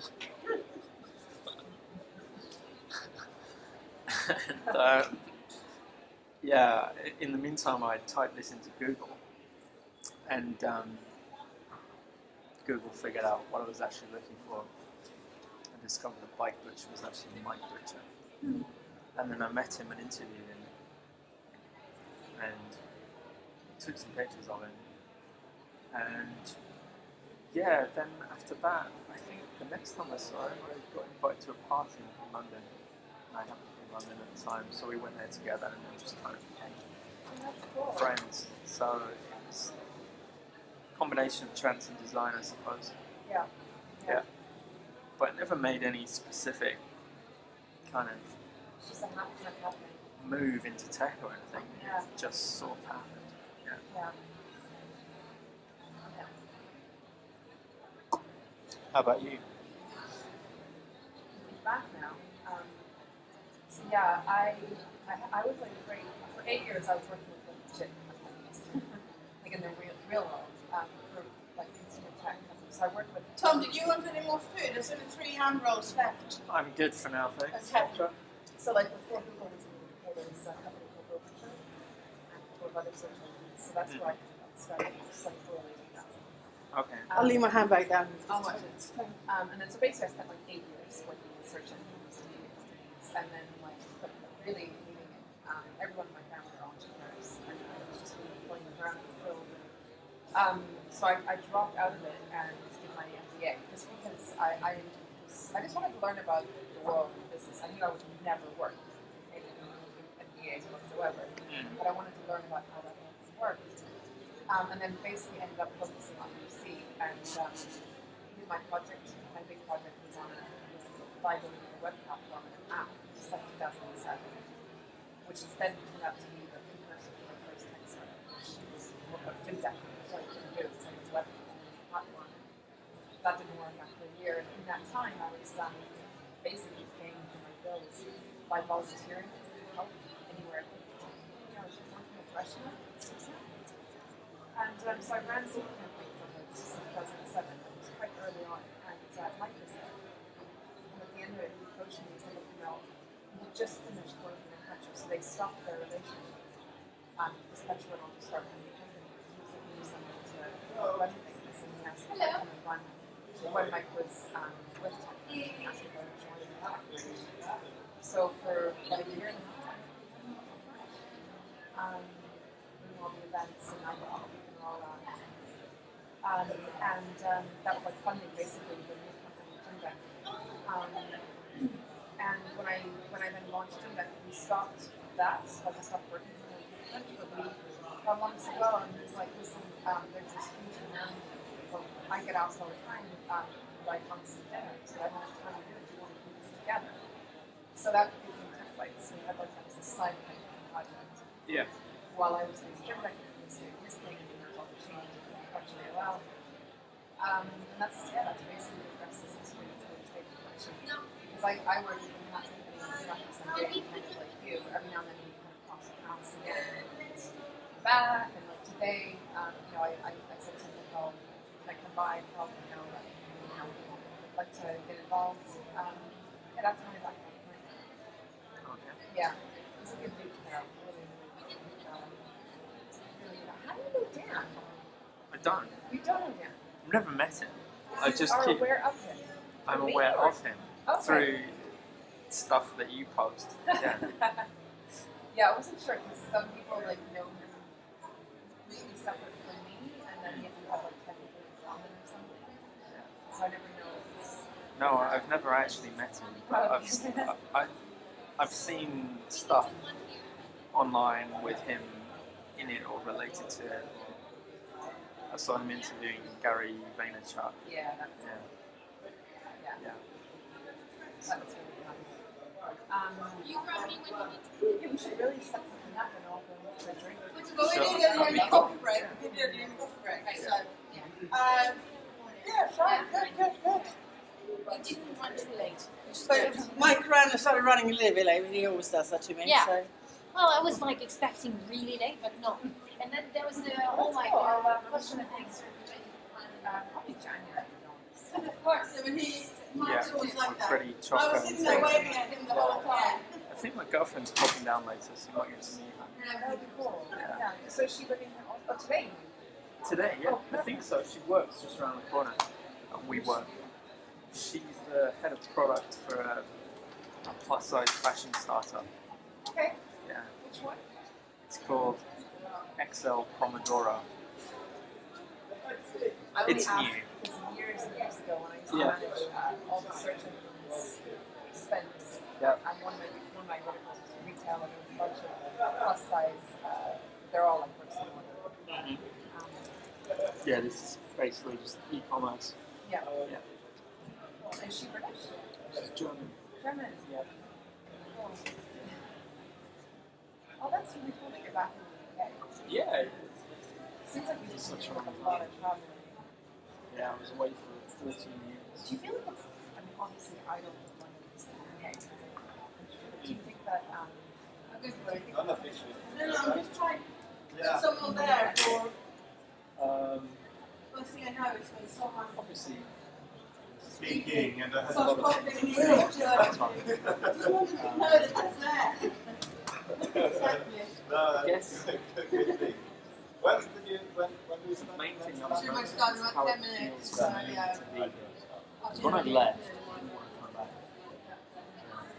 Whereas now, I feel very comfortable living here. cool. It's really interesting. Oh, yeah, I listen to that. That's fine. Petra, Yeah? should we just leave it with I'm Mike's gonna see contact at YouTube for now? Because we Yeah. do have the option of appealing it through the portal itself. Just leave it, I think. Just leave it for now. Okay. I don't know, ask Mike when he gets back because he's Yeah. probably spoken to them. Yeah. What do you? We're going to bring people in back in about 5 minutes, yeah. Well, we only have one lapel, so I'm going to have to quickly just switch it as you go up. Alright, so just sit somewhere near the front. Yeah. Where it's easy for you to get up from, basically. I'm not going to No, don't go all climbing in the middle, then you're going to have to climb over everybody. Exactly. You do like a stage dive. Yeah.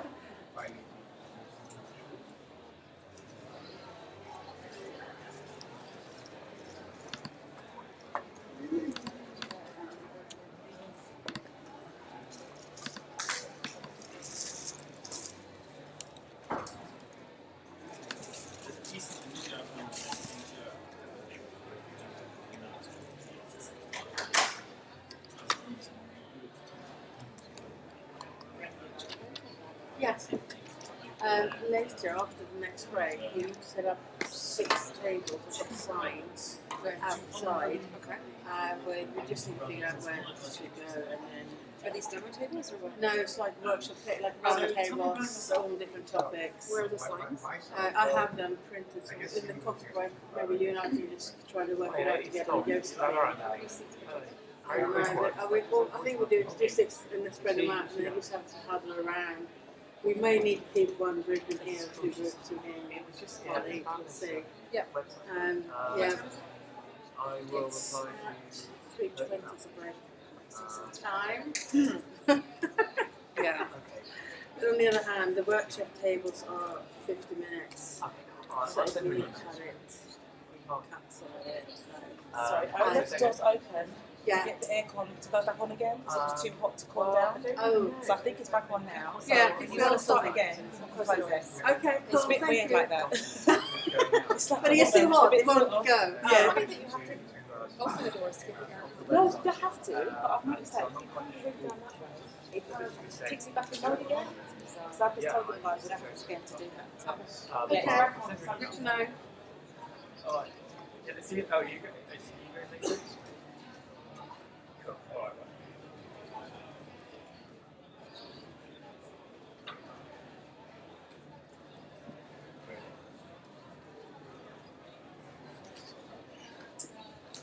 You don't.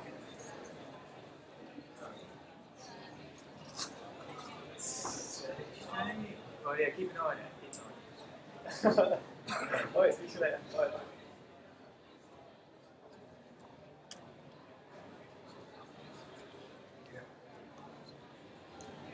Hi.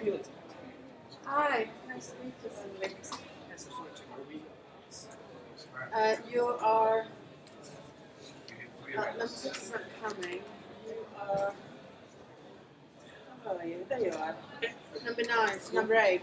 But there's a possibility that the Bit Nation is supposed to be before you. They haven't shown up yet, and they haven't given us any. So you might be number 7. I'm Good.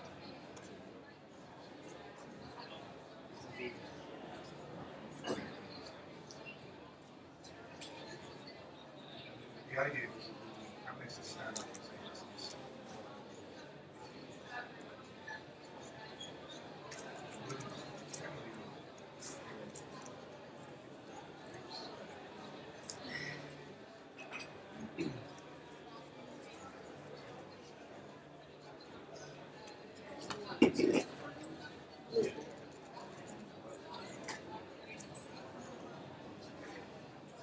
Have you seen Mike? Yeah, it's just out here. Okay. I think I've lost some chips.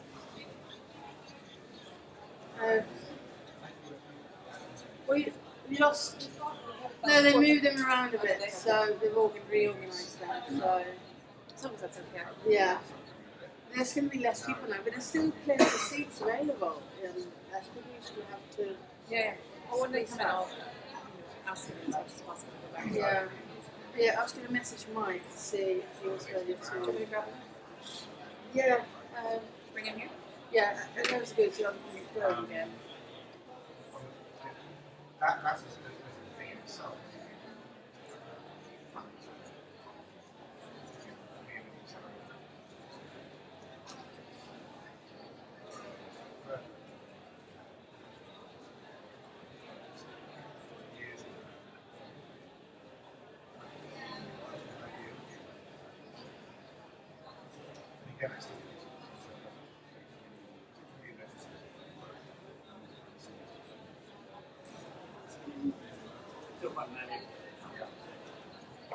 Yeah, I think we can Yeah, it's cold in here now.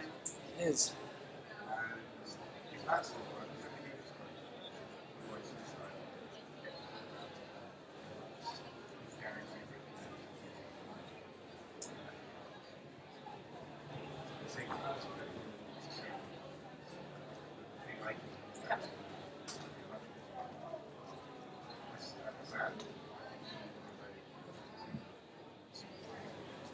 Any updates?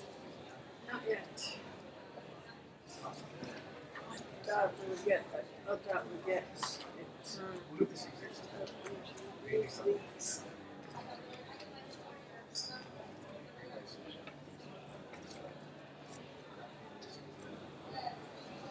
It's a bit mean to do that. I find it bizarre that it can happen so quickly without any And then, reference to the reason why. no, and YouTube says that they have, and YouTube say that reviewed it and they think that they're correct. It's like, yes. It sounds like something, actually, to be honest, it sounds like a mistake to me. I don't see how that's possible.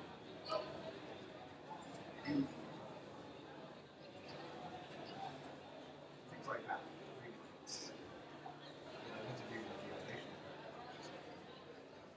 Nothing yet.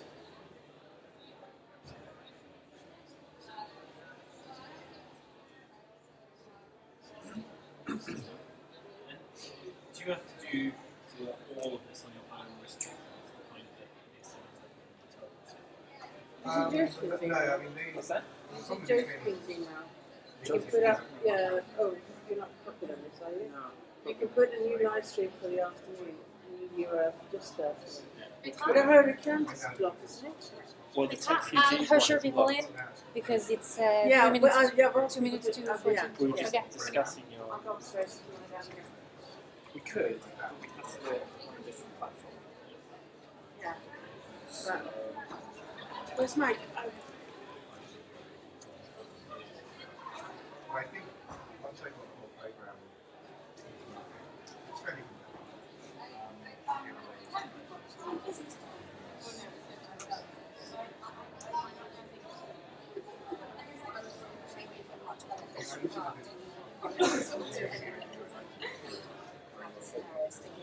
Much better.